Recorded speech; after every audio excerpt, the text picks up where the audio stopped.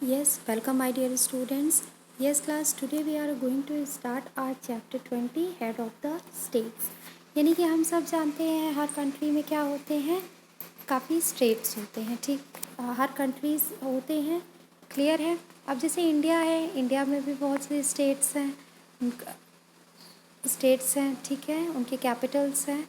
तो यहाँ पे हम इस चैप्टर में हम वो डिस्कस करेंगे हेड ऑफ द स्टेट्स, यानी कि उस कंट्री के हेड कौन होंगे।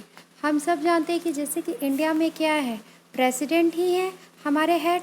कोई भी डिसीजन होता है तो बिना उनके किए और उस चीज़ को पास नहीं किया जा सकता बिल, ठीक है, उनकी सहमति बहुत ज़रूरी होती है। तो इसी तरीके से हर कंट्री में अलग अलग हेड होते हैं, कहीं क्वींस होती हैं, कहीं प्रेसिडेंट हेड होते हैं, कहीं प्राइम मिनिस्टर हेड होते हैं। तो इस तरीके से डिफरेंट डिफरेंट कंट्रीज़ में अलग अलग तरीके के हेड होते हैं और उनको क्या कहते हैं, ठीक है। तो now let us start. Head of the state is the chief public representative of a country. वो एक तरह से क्या होता है, चीफ पब्लिक रिप्रेजेंटेटिव होता है। वो किसी कंट्री के जो पब्लिक होती है उनका वो रिप्रेजेंटेटिव, एक तरह से उनके लिए वो कार्य करता है। He she is the person who hold the highest position in national government. और सबसे हाईएस्ट पोजीशन उनको गवर्नमेंट की सबसे हाईएस्ट पोजीशन उनको मिलती है नेशन की, ठीक है। He she is also known as the first citizen, जिसको हम first citizen of a country कहते हैं। चाहे हम हेड ऑफ द स्टेट कह लीजिए या तो फिर हम फर्स्ट सिटीज़न के नाम से उनको जानते हैं। अब देखिए यहाँ पे कुछ कंट्रीज़ के आपके क्या दिए हुए हैं, फ्लैग्स दिए हुए हैं। तो आपको ये भी फाइंड आउट कर रहा है कि ये कौन सी कंट्री है और उस आप वहाँ पे कौन हेड है और उनका क्या नाम है, ठीक है। तो नाउ लेट अस स्टार्ट। यहाँ देखिए फर्स्ट वन गिवन है। तो फर्स्ट जो आपका है ये किसका है, अफ़गानिस्तान कंट्री है, ठीक है। अफ़गानिस्तान में कौन हेड है, तो प्रेसिडेंट होते हैं। जैसे कि इंडिया में प्रेसिडेंट है ना, हमारे प्रेसिडेंट कौन है, रामनाथ कोविंद है। तो इसी तरीके से अफ़गानिस्तान में प्रेसिडेंट कौन है, अशरफ गनी है, ठीक। फिर नाउ तो सेकेंड वन देखते हैं। सेकेंड फ्लैग किसका है, ये फ्लैग हम सब लोग जानते हैं, चाइना का फ्लैग है, ठीक है। और चाइना में कौन हेड होता है, तो प्रेसिडेंट होते हैं, ठीक है। तो अभी लेटेस्ट में कौन चाइना के प्रेसिडेंट है, who is the president of China, तो जी जिनपिंग, क्लियर है। Now the third one, third ये किसका है, ये जापान का फ्लैग है, ठीक है। तो जापान में प्रेसिडेंट नहीं होता, वहाँ पे क्या होता है, एम्परर होता है, उसको हम एम्परर कहते हैं, ठीक है। तो इस टाइम एम्परर वहाँ पे कौन है, योशीहाइड सुगा दिए हैं, ठीक है। ये मैंने इधर लिखा हुआ है योशीहाइड सुगा, क्लियर है। Now the fourth one, fourth हम देख रहे हैं। तो फोर्थ हमारा कौन सा कंट्री है, ये हमारा रशिया है। तो रशिया में कौन है, प्रेसिडेंट है। तो president of Russia is Vladimir Putin, clear.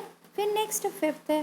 Fifth कौन है, ये कौन सा कंट्री है, ये यूनाइटेड किंगडम है। तो यूनाइटेड किंगडम में कौन है, क्वीन है, होती है हेड। तो क्वीन कौन है इस टाइम, अभी एलिजाबेथ सेकेंड, क्लियर है। फिर नेक्स्ट आपकी कौन सी कंट्री दी हुई है, ये देखिए, ये दिया हुआ है यूनाइटेड स्टेट ऑफ अमेरिका, ये अमेरिका की है। और वहाँ पे कौन हेड होते हैं, तो प्रेसिडेंट होते हैं। तो now the Donald Trump is the president of United state of America, clear है। तो आपको ये सब अपनी बुक्स में कंप्लीट करना है और कॉपी में भी, क्लियर है। फिर now the second fact find देखते हैं। Doctor Rajendra Prasad was the first president of India. He is also the only president who serve the office twice. यानी कि जो डॉक्टर राजेंद्र प्रसाद थे वो हमारे इंडिया के फर्स्ट प्रेसिडेंट थे और उन्होंने 2 बार उस प्रेसिडेंट की पोस्ट को हासिल किया था, क्लियर है। Eventually become the longest serving president. तो एक तरीके से सबसे ज़्यादा लंबे समय तक ये किसने कार्यभार संभाला था, किस प्रेसिडेंट ने, तो राजेंद्र प्रसाद थे, क्लियर है। फिर नेक्स्ट यहाँ पे देखिए दिया हुआ है, doctor APJ Abdul Kalam was popularly known as a people's president. Abdul Kalam को ज़्यादातर किसके लिए जाना जाता था, पीपल्स प्रेसिडेंट के लिए उनको जानते थे। वो काफ़ी मतलब सम्मानित व्यक्ति थे, लोग उनकी बहुत इज्जत करते थे, वो पीपल्स के लिए ही वर्क किया करते थे ज़्यादातर। In 1997 he was awarded with the Bharat Ratna, और उनको भारत रत्न से भी उनको नवाजा गया था, क्लियर है class. Now the electronic voting machine were not used in the 2017 presidential election. जो इलेक्ट्रॉनिक वोटिंग मशीन जो अब चलती है, अब हम क्या करते हैं, सिर्फ हम क्लिक करते हैं और हमारा वोट एक्सेप्ट हो जाता है, बी की आवाज़ आती है, वो एक इलेक्ट्रॉनिक मशीन होती है, ठीक है, जिसके थ्रू क्या होता है, वोटिंग होती थी। तो ये आपका 2017 में नहीं था इस तरीके का प्रोसेस, ठीक है। फिर the election commission had called for a different colour ballot paper for a president poll. इस पहले क्या हुआ करता था, 2017 से पहले वहाँ पे क्या करते थे, एक बैलेट पेपर हुआ करता था, उसी पेपर में आपको थप्पा लगा करके जमा करना होता था। While it was a green for a member of parliament, वो ग्रीन कलर का होता था, ठीक है। MLA used pink ballot papers to cast their votes, ठीक है। जब पार्लियामेंट के मेंबर्स का चुनाव होता था तो ग्रीन कलर का उनको बैलेट पेपर मिलता था, और पिंक कलर का बैलेट पेपर होता था एमएलएस की सीट के लिए हुआ करता था। क्लियर हो गया। तो इस तरीके का भी हमें मालूम होना चाहिए कि electronic voting machine not used in 2017, यानी कि 2017 से पहले कोई भी वोटिंग मशीन नहीं हुआ करती थी। इट मीन्स 2018 से ये स्टार्ट हुआ था वोटिंग मशीन, ठीक है ना। Who is the head of the state of India, right his और हर नेम ऑल्सो। तो अब आपको बताना है कि इंडिया के हेड कौन है और उनका नाम क्या है। क्लियर है। तो now class come on to the next chapter, chapter number 21, our earth. हम सब जानते हैं क्लास, हमारी अर्थ क्या है, एक प्लैनेट है, ठीक है, जो कि क्या है, अपनी ही दूरी पे रिवॉल्व भी होती है और फिर रोटेशन करती है, जिससे क्या होता है, दिन और रात होती है। ये हम लोगों ने ईवीएस और साइंस में पढ़ा है इस बारे में, ठीक है। तो ये हमारा कौन सा प्लैनेट हुआ, अर्थ हमारा ग्रीन प्लैनेट के नाम से भी जाना जाता है, ठीक। यहाँ पे देखिए हम स्टार्ट करते हैं chapter number 21, our earth. Earth is the only planet where human life. Earth ही एक ऐसा प्लैनेट है क्लास जिसमें क्या है, ह्यूमन लाइफ सर्वाइव कर सकता है। बाकी किसी प्लैनेट्स में सर्वाइव हम नहीं कर सकते, क्योंकि वहाँ का एटमॉस्फेयर समथिंग डिफरेंट होता है। या तो फिर वहाँ पे बहुत ज़्यादा गर्मी होगी, या तो अदर प्लैनेट्स में बहुत ज़्यादा ठंड होती है, या तो फिर वहाँ पे पानी नहीं है, किसी किसी प्लैनेट में एयर नहीं है, जिसकी वजह से वहाँ पे सर्वाइव करना थोड़ा मुश्किल है। और हम सब जानते हैं कि हमको सर्वाइव करने के लिए एयर वाटर की भी ज़रूरत होती है और एटमॉस्फेरिक प्रेशर की भी ज़रूरत होती है, कि जो हम जिस एटमॉस्फेयर को हम अपने अंदर एडजस्ट कर सकें। क्लियर है कि क्लियर है। तो इसी तरीके से हर प्लैनेट्स में लाइफ पॉसिबल नहीं है, बट अर्थ ही एक ऐसा प्लैनेट है जिसमें लाइफ है, ठीक है। Earth is a greenish blue in colour due to the sunlight being reflected from the ocean of earth. जो अर्थ का कलर ग्रीनिश ब्लू और ये क्यों होता है, ये क्योंकि जो हमारा महासागर है ये इससे क्या करता है, सन की लाइट उसमें पड़ती है, वो रिफ्लेक्ट करती है, जिस वजह से ये ब्लूइश ग्रीनिश कलर हमको दिखाई देता है ये प्लैनेट, ठीक है ना। About 270 million years ago a continent call Pangaea, यानी कि जो 270 मिलियन ईयर एगो जो आज हम कंटिनेंट्स के नाम से जानते हैं, जिसे महाद्वीप जिसे कहा जाता है, उसको हम क्या कहते थे, उसे हम पैंगे के नाम से जानते थे, ठीक है। It slowly got separated into different landform.